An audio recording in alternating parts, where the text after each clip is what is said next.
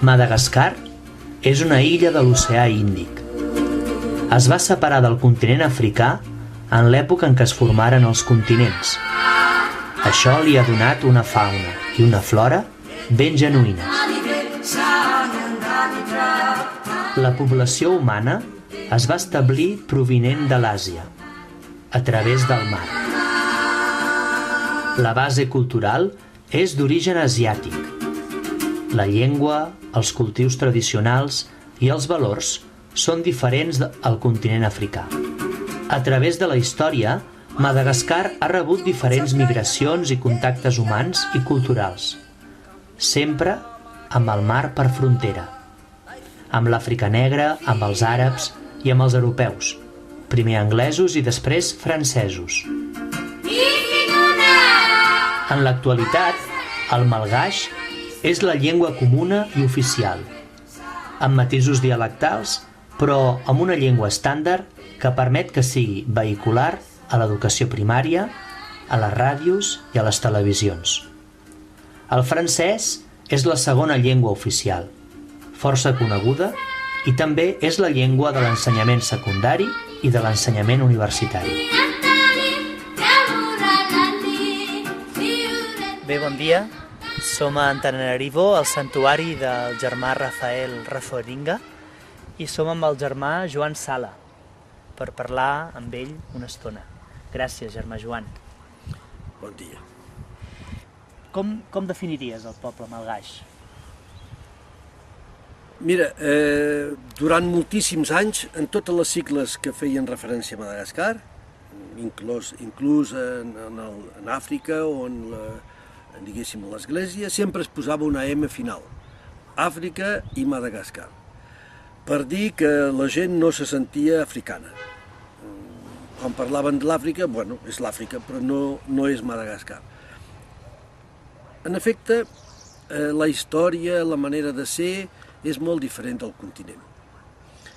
Per exemple, la cultura, la llengua, la religió, fins i tot, però també la parla, tot ve d'un altre lloc que d'Àfrica. Estem molt a prop d'Àfrica, però la gent, per exemple, la gent principal, la gent del centre i la del costat de les voreres, diguéssim, de la costa, bastant també, ve essencialment del sud de l'Àfrica, de l'Àsia, diguéssim, o del costat d'Indonèsia, Filipines, aquesta zona. Fins i tot s'assembla moltíssim amb la manera d'aparèixer, el color, els ulls i la cultura. La cultura de base és l'arròs. Tot està en funció d'aquesta cultura, dels avantpassats, i això és típic de l'Àsia, no de l'Àfrica. L'Àfrica, la cultura, el que es menja no és l'arròs. L'Àfrica, per exemple, la religió africana té una multitud d'esperits i de déus.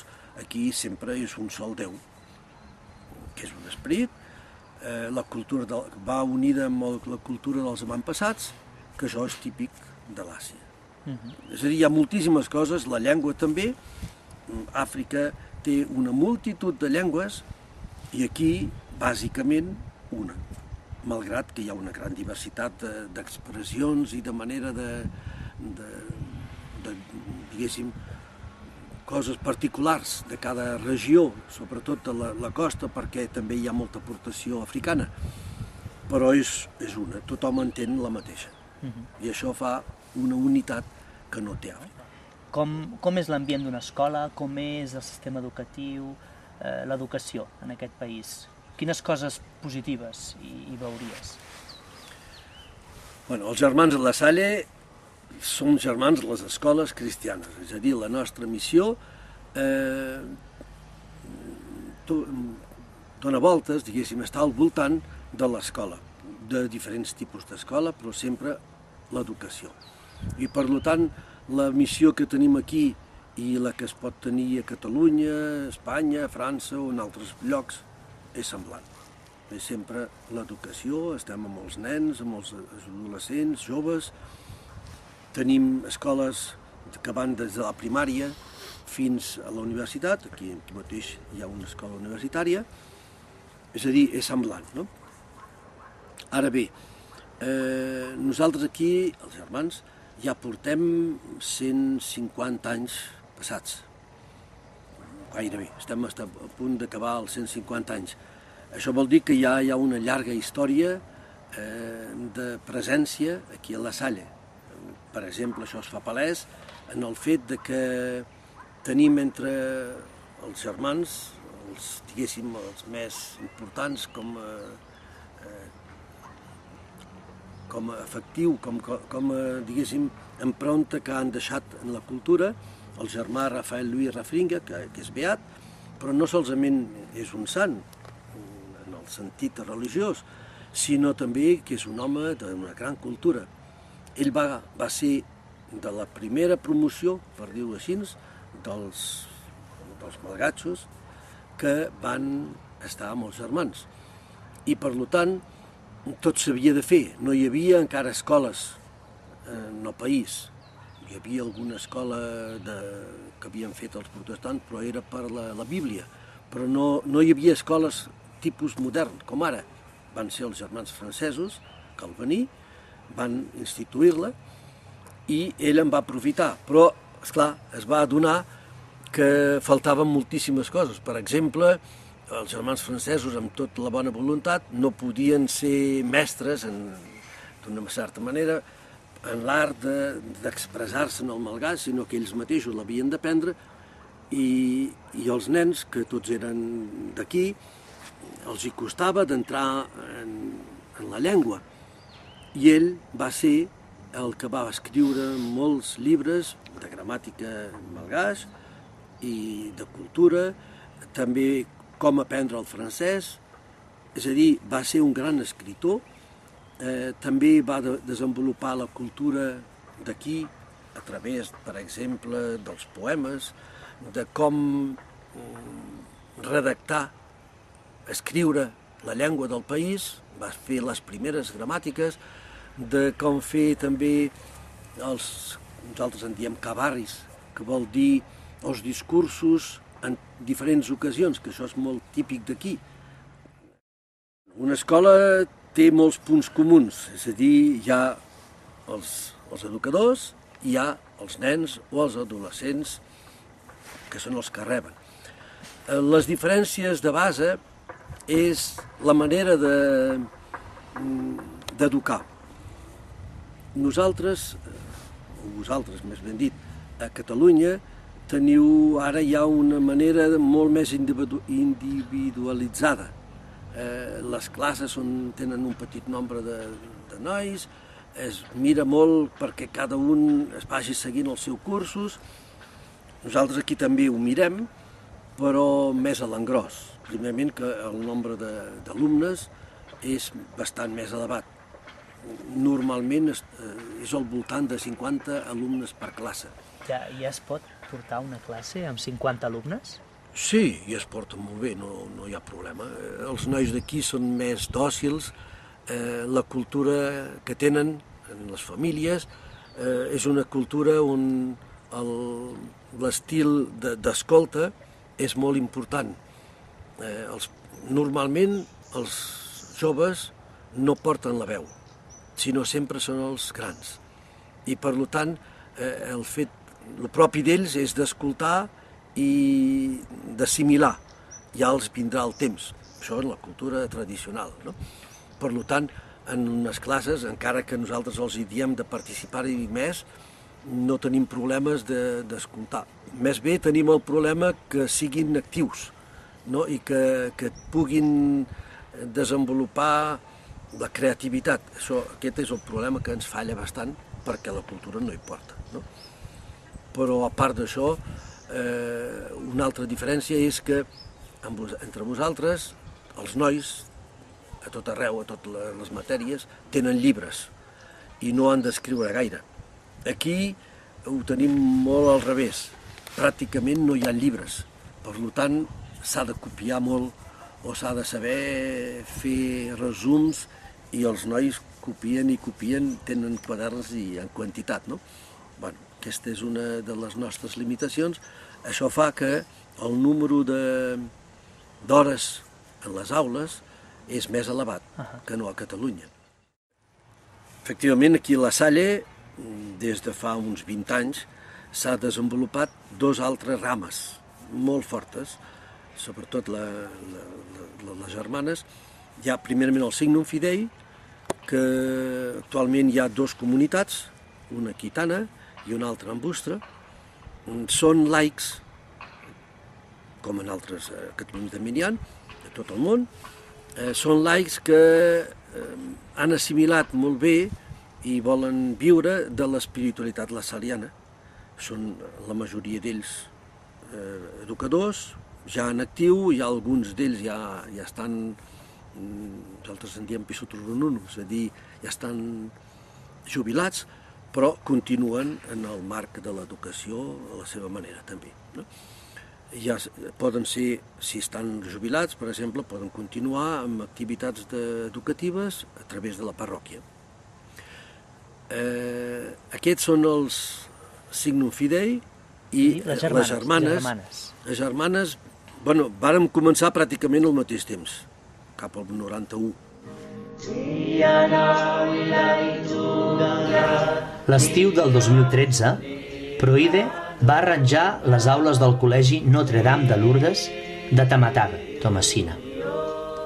3 germans de La Salle de Catalunya van portar endavant aquest projecte. Durant un mes van compartir la vida comunitària, la pregària i el treball amb la comunitat de germanes guadalupanes de La Salle. Van poder conèixer de prop l'esperit d'aquesta jove congregació, fundada amb el mateix estil que els germans de La Salle: promoure l'educació dels infants, preferentment els més pobres.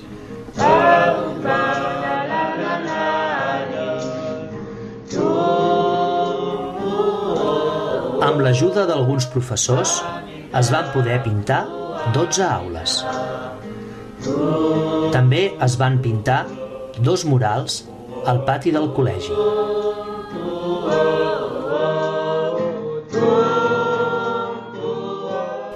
Les germanes guadalupanes de La Salle van arribar a Madagascar l'any 1991. Van anar 2 monges provinents de Mèxic per formar i acompanyar un grup de noies malgaixes que havien mostrat inquietuds. En l'actualitat, ja són 47 germanes del país. Al curs 2013-2014 hi ha 13 noies al noviciat.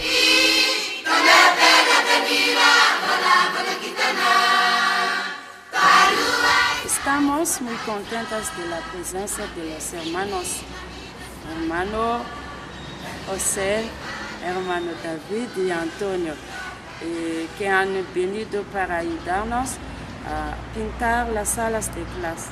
Han trabajado muy duro. Muchas gracias, hermano. Tse. Wafnarcha Bea. Missouta Frera.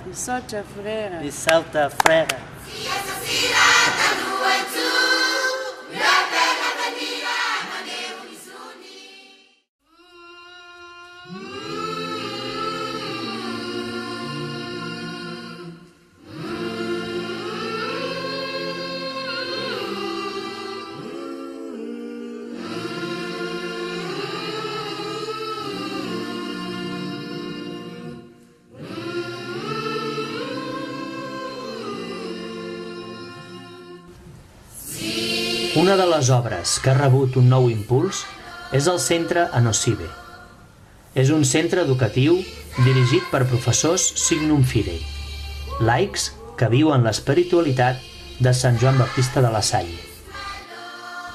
La seva tasca és promocionar les noies joves d'un barri marginal d'Antananarivo. Estrenen nou edifici, alçat gràcies a l'ajuda de molts. al centre de la congregació dels germans, Proi de Bages, i un signum fidei cubano-americà. A Madame Liva li voldríem preguntar que ens expliqués una mica, una petita història, resum, història de l'origen d'aquest centre, com va néixer. D'abord, bonjour à tous. Là, je vais vous présenter un peu l'historique du centre. Donc, en 1994-93 par là, il y a un groupe d'éducateurs lassalléens qui a travaillé à l'Institut Sainte-Famille qui se trouve juste à côté, pas très loin, une école des frères, des écoles chrétiennes. Et on a commencé à faire tous les samedis des alphabétisations dans le quartier, aidés par des jeunes, des élèves de l'école Sainte-Famille, l'Institut Sainte-Famille. Et tous les samedis, on vient, et au fur et à mesure, les enfants qui viennent du quartier augmentent. Et du coup, on a pensé que, à la fin de l'année, parce que ça s'est allé tout au long de l'année, on a dit pourquoi seulement alphabétisation. Pour moi, vivre le charisme de Saint Jean-Baptiste de la Salle, d'abord, c'est que d'abord aider. Bien sûr, aider pour nous en tant que pays pauvre, on n'a pas d'argent à donner, mais nous donnons notre temps, notre amour et notre force pour pouvoir aider et partager ce que nous avons, à savoir notre connaissance.